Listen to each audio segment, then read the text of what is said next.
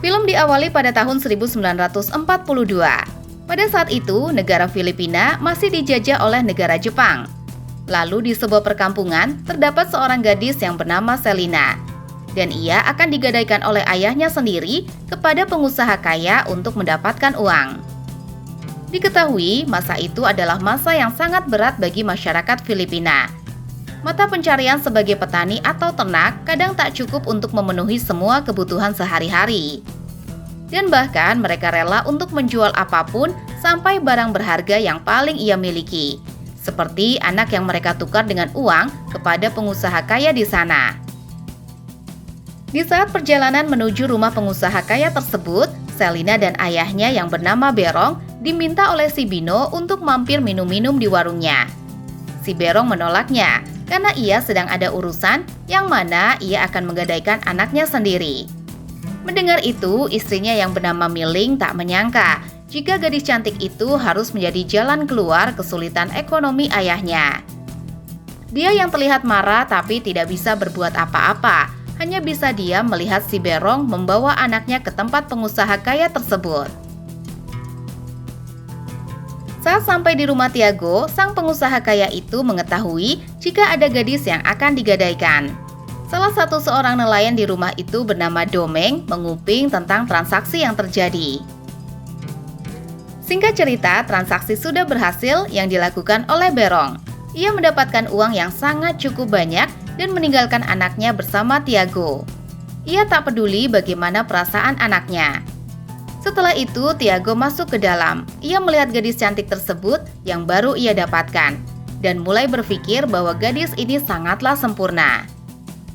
Malamnya terlihat si Berong sedang berpesta di warung Bino. Ia menikmati uang yang baru saja ia dapatkan. Sang istri yang sebagai ibu sangat kesal melihat tingkah si Berong. Sama sekali tidak peduli dengan Selina, yang mana ia menggadaikan anaknya untuk minum minuman. Lalu, Miling ini langsung memarahi si Berong. Ia berkata, ia mendapatkan uang berasal dari darah dagingnya sendiri. Melihat istrinya sok mengatur itu, teman si Berong meminta si Miling untuk pergi dan biarkan orang menyelesaikan urusannya sendiri. Malam pertama di rumah Tiago benar-benar membuat Selina tidak bisa berpikir sama sekali. Ketika ia kabur, ia langsung pergi ke rumahnya. Namun ayahnya tidak mempedulikannya. Dan dia tidak mengharapkan sama sekali tentang kehadiran Selina di rumah itu.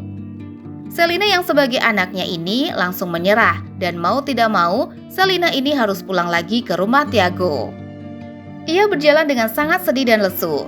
Di tengah hutan dan gemerlap malam, ia pun menangis sampai tak bisa mengeluarkan air mata.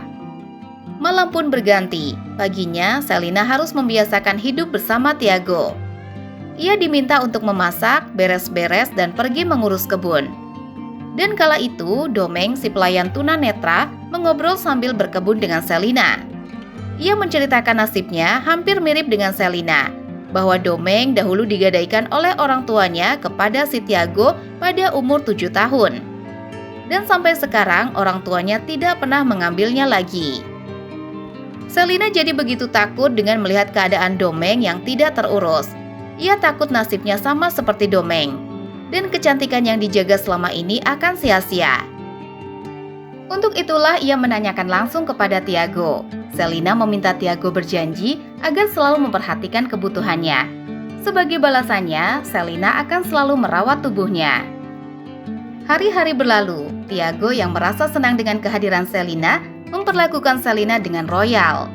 Bahkan Tiago juga memberikan perhiasan mahal miliknya. Kehidupan sebagai gadis desa mulai ditinggalkan. Sekarang Selina mulai berpenampilan layaknya orang kelas atas di kampung itu. Ia benar-benar diperhatikan oleh si Tiago bagaimana kesejahteraannya. Hari itu saat pulang belanja dari pasar, Bino menyapa mereka dan menawarkan untuk minum di warungnya. Tiago mampir ke sana untuk mengobrol. Layaknya warung kopi, di sana para bapak-bapak sedang membicarakan gosip tentang penjajah Jepang yang semakin dekat dengan kampungnya. Mereka menjaga keselamatan masing-masing, dan tentu mereka harus segera mungkin untuk mengungsi dari kampung itu. Namun ketika bapak-bapak sedang menggosip di sana, Selina dipanggil oleh si Miling.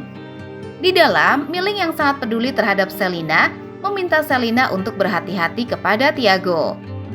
Selina yang tidak bisa begitu saja diperdayakan oleh Tiago, malam itu ketika Tiago mabuk berat, ia diam-diam membuka berangkas dan menyimpan uang serta barang berharga milik Tiago.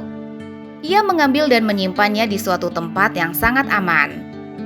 Pada saat paginya, tiba-tiba Tiago sadar bahwa harta bendanya telah dicuri oleh seseorang. Ia tidak menaruh curiga pada Selina, justru ia curiga pada si Domeng, dan beberapa tindakan kasar dilayangkan untuk memukul si Domeng. Tapi laki-laki malang itu benar-benar tidak tahu apa-apa. Bahkan Selina malah ikut-ikutan untuk memojokkan si Domeng. Hari pun berganti malam. Domeng yang sedang sendirian dan merenungi nasibnya, tanpa disadari, dari arah belakang datang seorang penjajah Jepang. Ia berniat menghabisi nyawanya, namun Selina mengetahui itu, dan ia diam-diam menghampiri penjajah tersebut dan menghabisinya. Malam itu, Selina menyesali perbuatannya yang telah memojokkan si Domeng. Dan Selina jujur bahwa ialah pelaku pencurian itu. Dan respon si Domeng tidaklah marah. Ternyata hati si Domeng ini sudah benar-benar mati. Ia percaya bahwa hidupnya ini adalah kutukan. Pada saat pagi hari, seperti biasa, Selina menyiapkan sarapan. Ia sarapan bareng si Tiago, yang mana ia akan berencana mengajak Selina ini pergi ke warung Bino untuk menikmati hidangan minuman di sana. Selina beralasan jika ia sedang sangat lelah. Ia ingin beristirahat di rumah saja.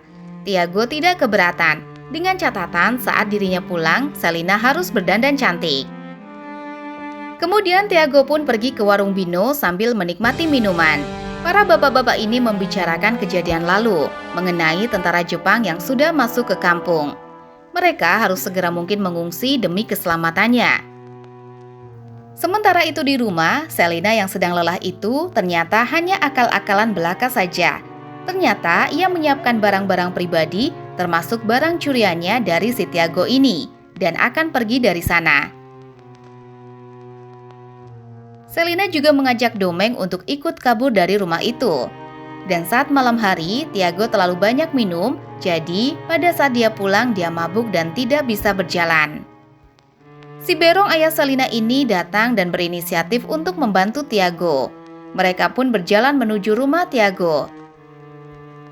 Tapi di tengah perjalanan, Berong mendorong dan menghempaskan Tiago hingga jatuh. Dan Berong memberikan fakta yang sangat mengejutkan bahwa Selina itu adalah anak si Tiago. Akhirnya si Berong meninggalkan Tiago yang sampai saat ini masih dihantui rasa bersalah. Tiago pun berjalan tak karuan. Hingga sampai di rumah, ia semakin dibuat kacau. Karena melihat di depan mata kepalanya sendiri, Selina sedang bersama dengan si Domeng, si buta itu. Ia benar-benar emosi dan akan menghabisi si Domeng. Tapi sebelum itu, Selina terlebih dahulu menghabisi Tiago. Setelah insiden itu, rumah dan seluruh barang Tiago dibakar bersama jasadnya.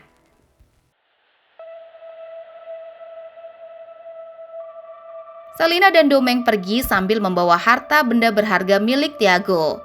Dan singkat cerita, mereka sudah pergi jauh dari kampung itu. Selina membagi rata hasil rampasan dari Tiago. Ia pun berkata kalau ia tidak bisa hidup bersama. Setelah itu, ia akan pergi masing-masing dan harus mengurus hidup sendiri-sendiri. Domeng yang kaget lalu mengatakan bagaimana mungkin Selina tega meninggalkannya begitu saja. Nasib malang yang ia alami oleh Selina membuat dirinya melakukan berbagai cara untuk hidup enak. Ia berpura-pura patuh kepada tuannya dan terus menjalankan rencana liciknya. Dan terakhir, ia berhasil pergi dari rantai gelapnya tersebut dan bebas menentukan pilihannya sendiri. Dan film pun selesai.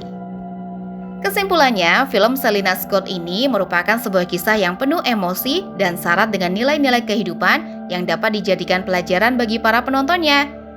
Mengangkat tema perdagangan manusia, ketidakadilan dan perjuangan seorang perempuan dalam menghadapi cobaan hidup, film ini memberikan gambaran nyata tentang bagaimana kehidupan bisa berubah dalam sekejap, dan bagaimana seseorang dapat menemukan kekuatan untuk bertahan. Secara keseluruhan, Selina Scott adalah film yang menggambarkan ketidakadilan sosial yang dialami oleh perempuan, terutama dalam situasi eksploitasi dan perdagangan manusia.